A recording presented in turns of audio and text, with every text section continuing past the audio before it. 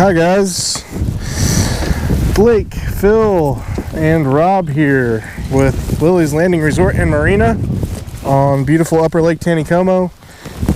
It is May the 7th of 2020 and we're going to do the one cast for you today. Today we have boated. We are just now starting on the Cooper Creek Flat. This is an area where a lot of big browns are being caught, and today I am going to be using the Signature Series Juvenile Rainbow 110+1. Phil is using a 1/8 ounce white jig, and Rob is using a KVD deep diving jerkbait as well. And Rob actually this morning boated, what was it, a 20-inch and a 23-inch brown on this flat. And you said you came back down here earlier and missed a couple more, right? So we know of those at least 4 or 5 browns. And then we have another person staying at the resort who they boated their first brown, and it was a 17.5 incher right down here on a deep diving jerkbait. So we're gonna give this a try. I'm gonna try to get us a little more out in the middle here.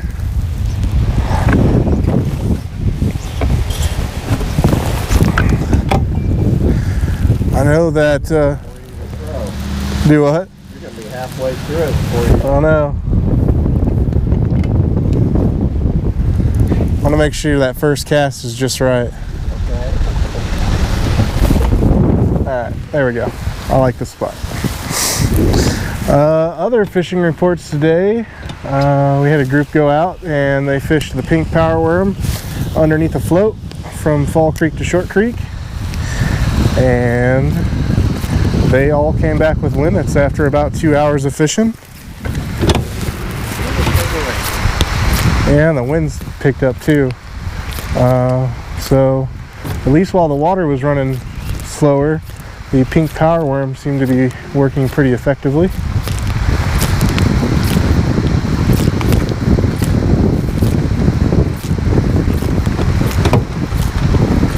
We were trying to time this out just right. It would seem that the early morning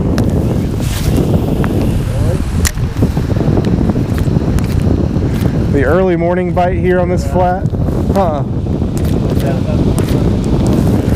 Rob just had a really big brown. He says it looked to be about 24, 25 inch. Just come up and swipe right by the boat on his jerkbait. But this area definitely seems to produce more of these brown trout really early in the morning. What'd you say you caught that one probably before 6 a.m. this morning, or those couple? And then late at evening. But you said you boated a 21 incher here last night, right? Where'd this wind come from?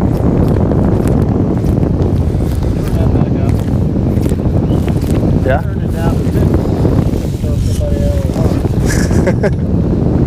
I'm just used to using it on 100.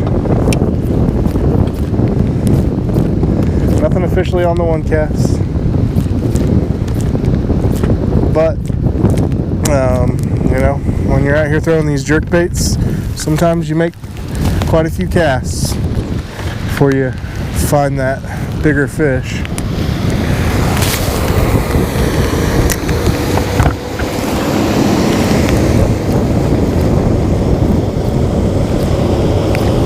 Whenever I'm working this bait, I like to leave a little bit of slack in my line. And I do really big pops. If anybody's familiar with walking the dog with a Zara spook, it's very similar to that. You want to get that jerkbait walking side to side underneath the water. Oh, there was a brown right there. I just had one come up and swipe at mine.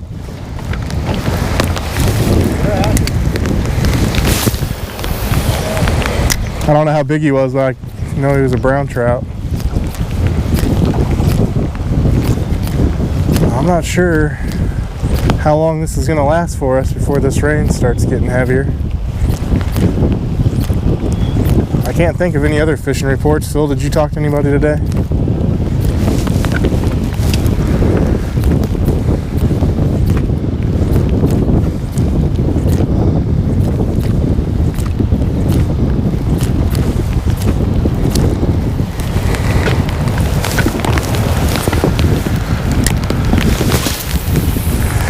Sometimes whenever I'm working this, I'll slow down the time between each jerk, and sometimes I'll try to speed it up, but primarily you just want it to look like a minnow, injured minnow, sporadic action.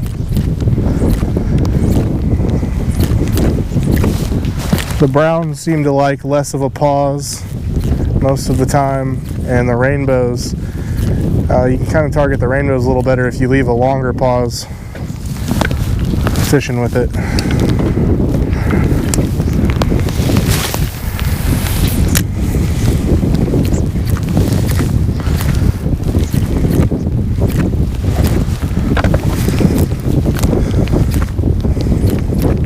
This wind wasn't here about 20 minutes ago. It was completely flat across the lake.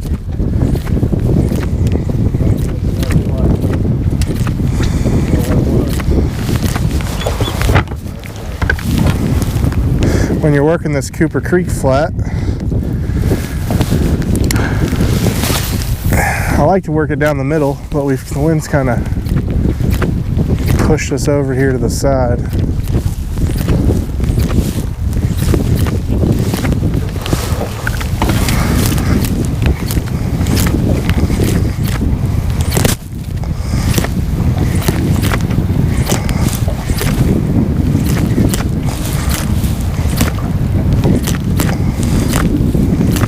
I think this is where that John Johnson, isn't this where he was dragging that little?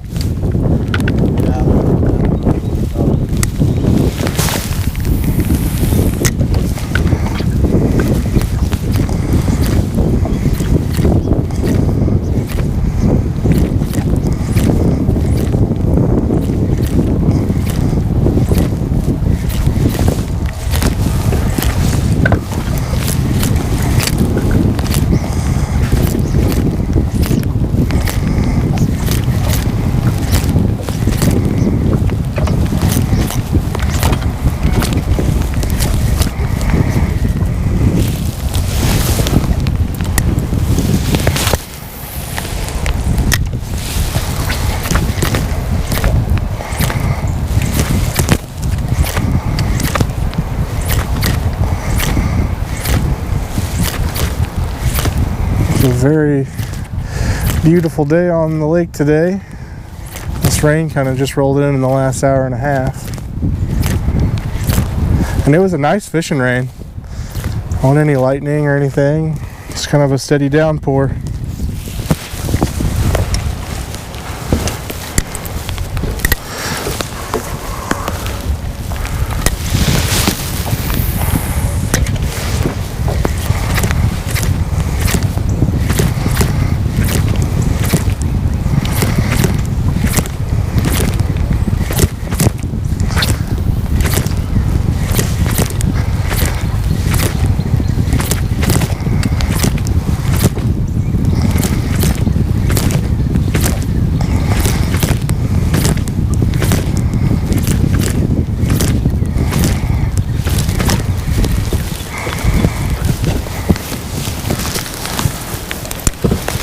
I believe that these fish, and we saw it the other day, Phil's got one on.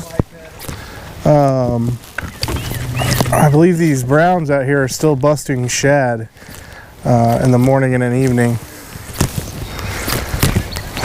We saw it the other morning when we went fishing. Yep.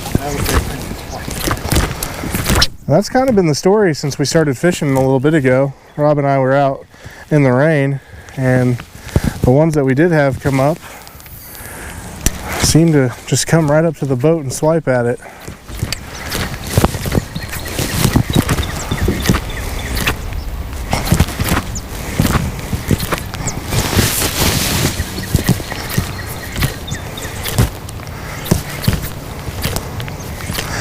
Whenever I'm doing this, I like a shorter rod with a medium action, a faster tip. Whenever the rod's too long, it's kind of hard to point it down and get the action that I like to get.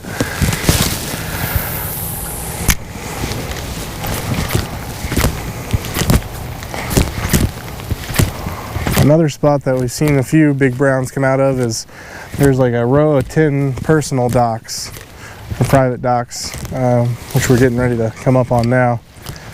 And if you cast in between those docks and come back with it, I think Dwayne said he caught a couple the last 2 weeks in between those docks.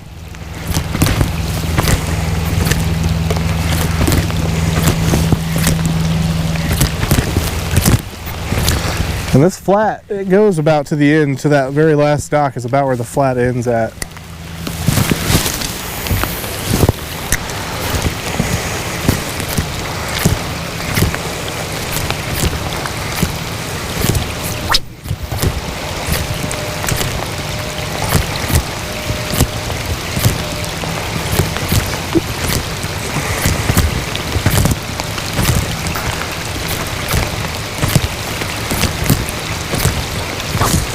Something else I wanted to mention that maybe some people aren't aware of is we offer a trophy release program here on Lake Taneycomo, and that's for anybody who's fishing on the lake.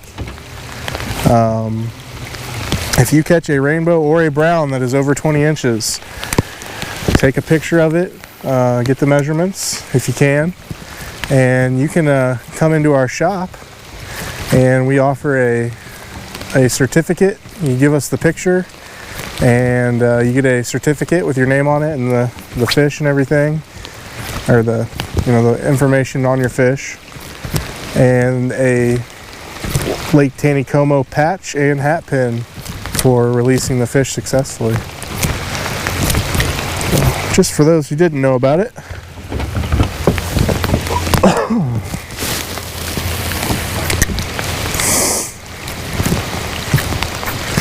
And these baits we're using are diving anywhere from that 6-7 foot range down to about 9 foot.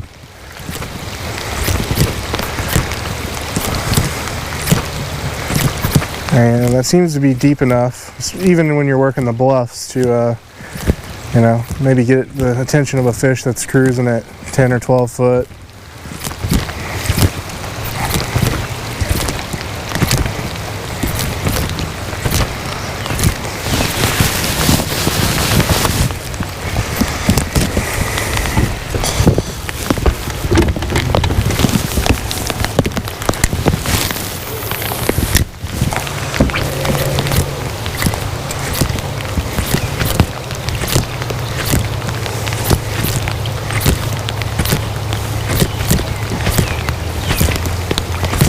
I think between jigs and jerkbaits, Rob, you said you caught 8 fish over 20 inches or 8 browns over 20 inches this last 8 days? I think 8 days. Or how many days has it been?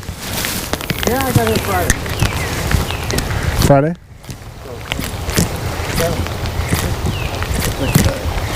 So in 6 days he has boated 8 brown trout that were all over 20 inches. A few of them on the 1/8 ounce white jig and the rest were on the jerkbait, right? And that was all just getting in and working those bluffs and sticking with it.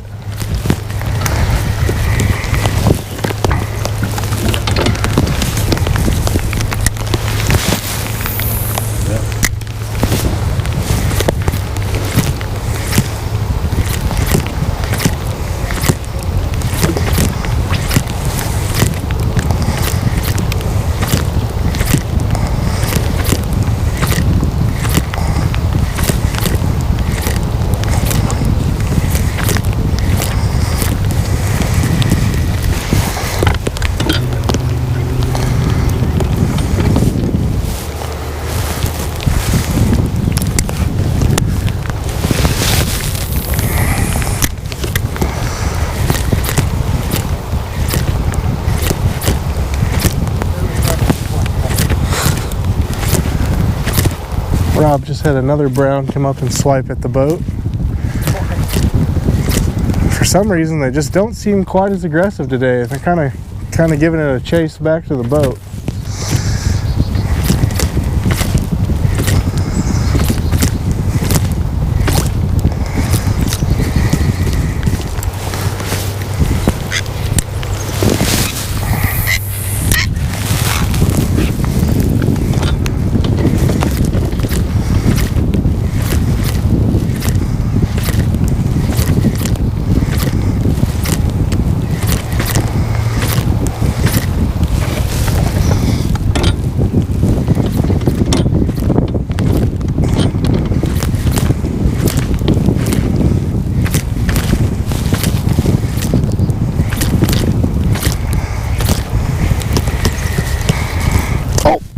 right there at the boat again.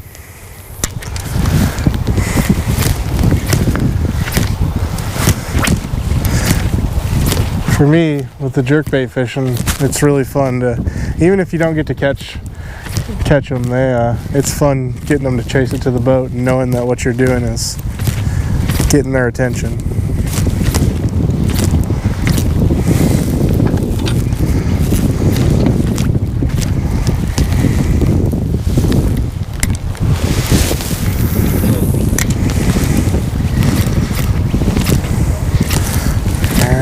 Kind of coming just about to the end of the flat here.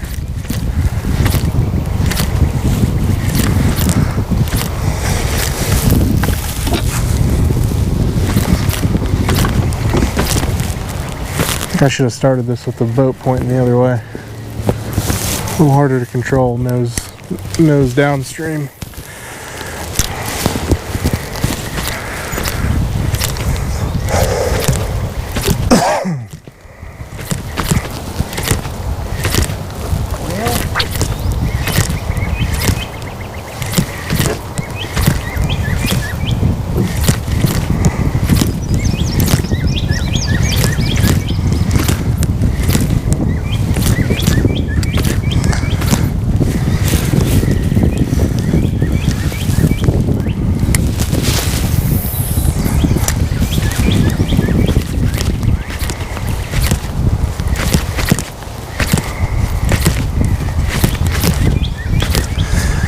If you're ever fishing down here, keep your eyes out for multiple busts on the surface. And oh, that was a fish. Multiple busts on the surface in the same spot. That's usually a brown trout chasing something. If you're in the right time in the right place and you can get your jerkbait over the top of that action, you'll probably find that fish that's chasing those shad.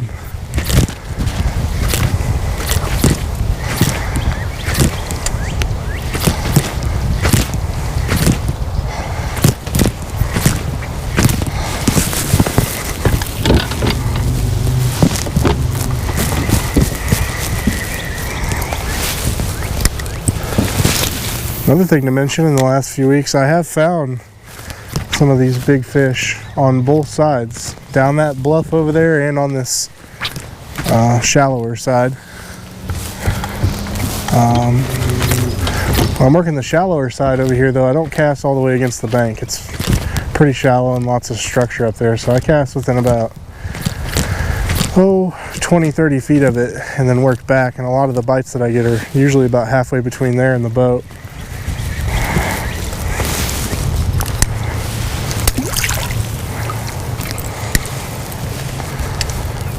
I think we'll go just a little bit longer here. Oh, that was close.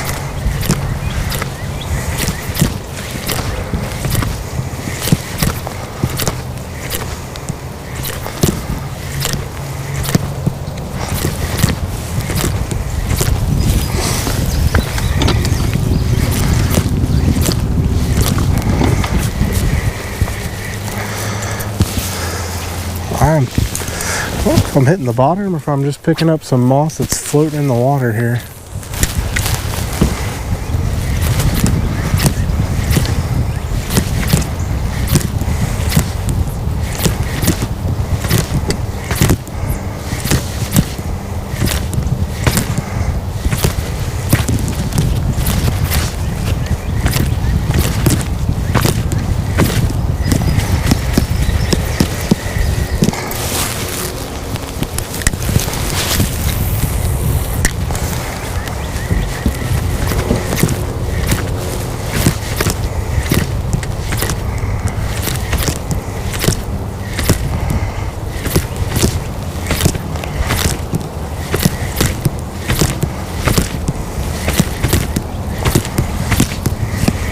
Okay, well, I think I'm, oh, what was that right there? Maybe one more cast.